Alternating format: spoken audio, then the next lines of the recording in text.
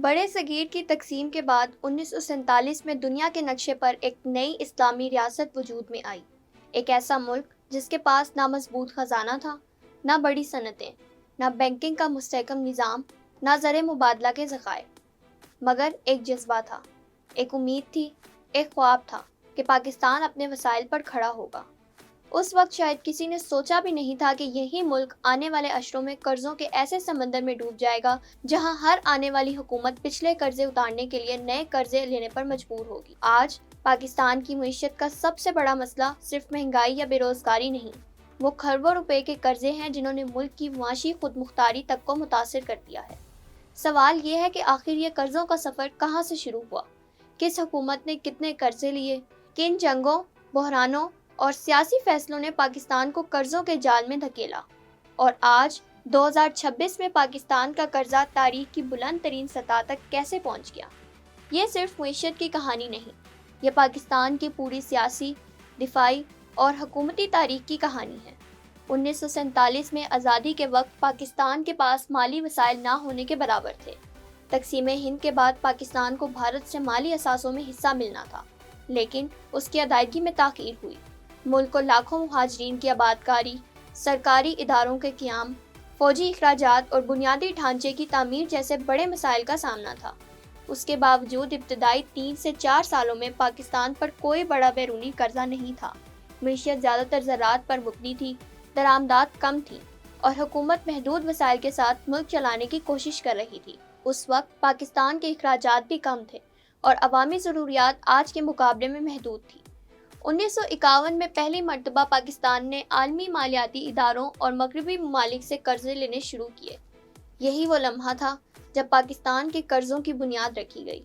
1951 سے 1955 تک پاکستان نے تقریباً $121 ملین کے بیرونی قرضے حاصل کیے۔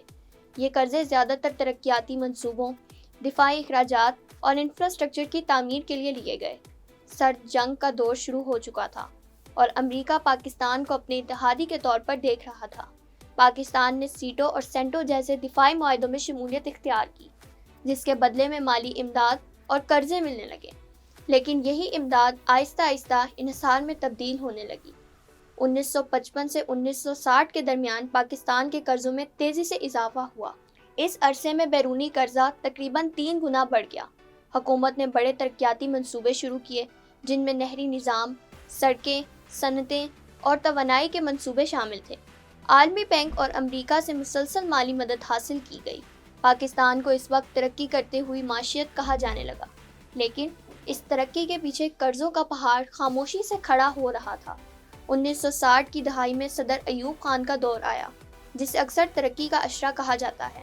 اسی دور میں منگلا ڈیم اور تربیلا ڈیم جیسے بڑے منصوبوں کی بنیاد رکھی گئی، صنعتی ترقی ہوئی، کارخانے لگے اور شہری معیشت میں تیزی آئی، لیکن یہ سب بیرونی قرضوں اور امداد پر منحصر تھا۔ امریکہ، عالمی بینک اور ایشیائی ترقیاتی بینک سے مسلسل قرضے لیے گئے۔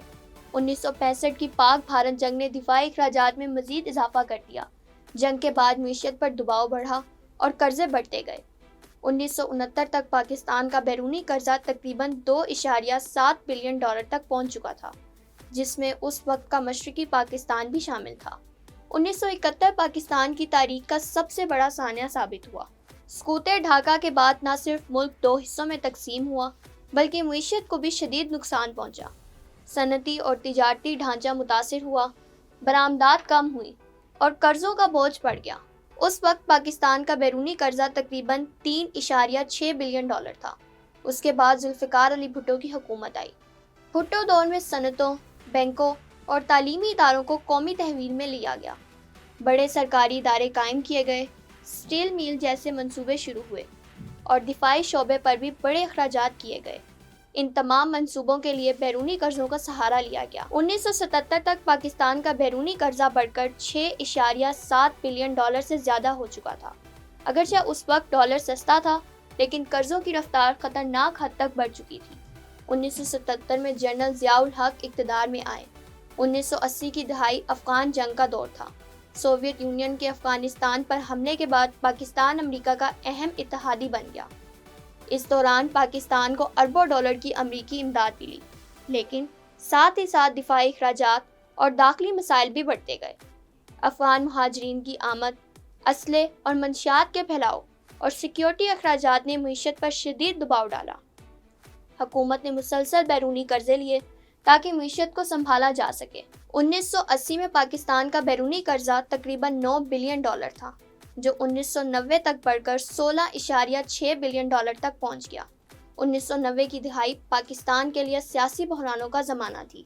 بے نظیر بھٹو اور نواز شریف کی حکومتیں بار بار بدلتی رہیں۔ ہر نئی حکومت پچھلی حکومت کے منصوبے روک دیتی اور نئے منصوبے شروع کر دیتی۔ نتیجہ یہ نکلا کہ معیشت مستحکم نہ رہ سکی۔ اس دوران بجٹ خسارہ مسلسل بڑھتا گیا اور حکومتیں خسارہ پورا کرنے کے لیے قرضے لیتی رہیں۔ بیرونی قرضوں کے ساتھ ساتھ اندرونی قرضوں میں بھی تیزی سے اضافہ ہوا۔ 1994 تک پاکستان کا قرضہ $25 بلین کے قریب پہنچ چکا تھا۔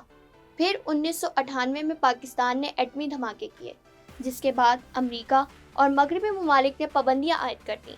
غیر ملکی سرمایہ کاری رک گئی، ڈالر کی کمی پیدا ہو گئی اور پاکستان شدید مالی بحران میں چلا گیا۔ 1999 تک پاکستان بیرونی قرضہ $3 بلین سے تجاوز کر گیا تھا اور پاکستان تقریباً دیوالیہ ہونے کے قریب پہنچ گیا تھا۔ 2001 میں 9/11 کے بعد جنرل پرویز مشرف کے دور میں صورتحال نے نیا رخ لیا۔ امریکہ نے دہشت گردی کے خلاف جنگ میں پاکستان کو اتحادی بنایا۔ پاکستان کو مالی امداد، قرضوں میں نرمی اور قرضوں کی ری شیڈولنگ کی سہولت ملی۔ پیرس کلب نے کئی قرضوں کی ادائیگی مؤخر کی، کچھ قرضے معاف بھی ہوئے۔ اس وجہ سے کچھ عرصے کے لیے معیشت میں استحکام نظر آیا، لیکن اس دوران بھی حکومت نے نئے قرضے لینا جاری رکھا۔ 2004 تک پاکستان کا بیرونی قرضہ تقریباً $36 بلین کے قریب تھا۔ اگرچہ اس وقت زر مبادلہ کے ذخائر بڑھے، لیکن یہ استحکام زیادہ دیر قائم نہ رہ سکا۔ 2008 تک پاکستان کا مجموعی عوامی قرضہ تقریباً $4800 ارب تک پہنچ چکا تھا۔ 2008 میں پیپلز پارٹی کی حکومت آئی تو ملک دہشت گردی، توانائی بحران، مہنگائی اور کمزور معیشت کا شکار تھا۔ بجلی کی لوڈ شیڈنگ عروج پر تھی، صنعتیں بند ہو رہی تھیں اور حکومت کو روزمرہ اخراجات پورے کرنے کے لیے بھی قرضے لینے پڑ رہے تھے۔ اسی دور میں پاکستان نے IMF سے ایک بڑا بیل آؤٹ پیکیج حاصل کیا۔ صرف 5 سالوں میں مجموعی قرضہ $11,700 ارب سے تجاوز کر گیا۔ اس دوران گردشی قرضہ بھی تیزی سے بڑھا، جس سے توانائی کے شعبے کو شدید متاثر کیا۔ 2013 میں مسلم لیگ نون کی حکومت آئی۔ اس دور میں موٹر ویز، میٹرو بسیں، اورنج لائن، بجلی گھر اور سی پیک جیسے بڑے منصوبے شروع کیے گئے۔ چین سے بھاری قرضے لیے گئے اور انفراسٹرکچر میں بڑے پیمانے پر سرمایہ کاری کی گئی۔ حکومت کا موقف تھا کہ ترقیاتی منصوبے معیشت کو مضبوط کریں گے، لیکن ناقدین کے مطابق ان منصوبوں نے قرضوں کی بوجھ میں بے پناہ اضافہ کیا۔ 2018 تک پاکستان کا بیرونی قرضہ $60 بلین سے تجاوز کر گیا، جبکہ مجموعی قرضہ $25,000 ارب کے قریب پہنچ گیا۔ اسی دوران ڈالر کی قیمت میں اضافہ شروع ہوا، جس سے قرضوں کا حجم مزید بڑھنے لگا۔ 2018 میں تحریک انصاف کی حکومت آئی۔ حکومت کو شدید معاشی بحران کا سامنا تھا، زر مبادلہ کے ذخائر کم ہو چکے تھے اور ملک ڈیفالٹ کے خطرے سے دوچار تھا۔ حکومت نے IMF، سعودی عرب، چین اور متحدہ عرب امارات سے مالی امداد اور قرضے حاصل کیے۔ روپے کی قدر میں تاریخی کمی آئی۔ 2018 میں ایک ڈالر تقریباً $121 کا تھا، جو چند برسوں میں $250 سے بھی اوپر چلا گیا۔ اس ایک تبدیلی نے بیرونی قرضوں کا بوجھ کئی گنا بڑھا دیا۔ 2022 تک پاکستان کا قرضہ ریکارڈ سطح پر پہنچ چکا تھا۔ 2022 کے بعد آنے والی اتحادی حکومتوں کو بھی شدید معاشی بحران کا سامنا کرنا پڑا۔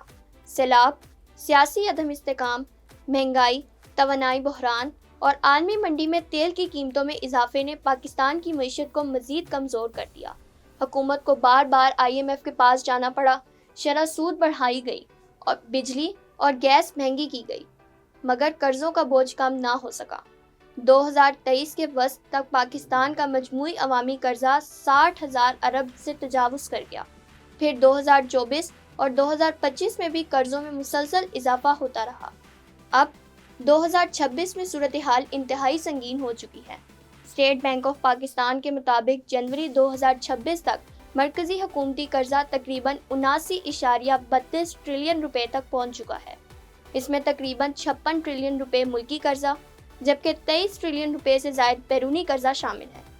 مارچ 2026 تک پاکستان کے بیرونی قرضے اور واجبات تقریباً 137.5 بلین ڈالر تک جا پہنچے ہیں۔ یہ پاکستان کی تاریخ کی بلند ترین سطح ہے۔ آج پاکستان کی صورتحال یہ ہے کہ حکومت اپنی آمدن کا بڑا حصہ صرف قرضوں کے سود اور اقساط ادا کرنے میں خرچ کر رہی ہے۔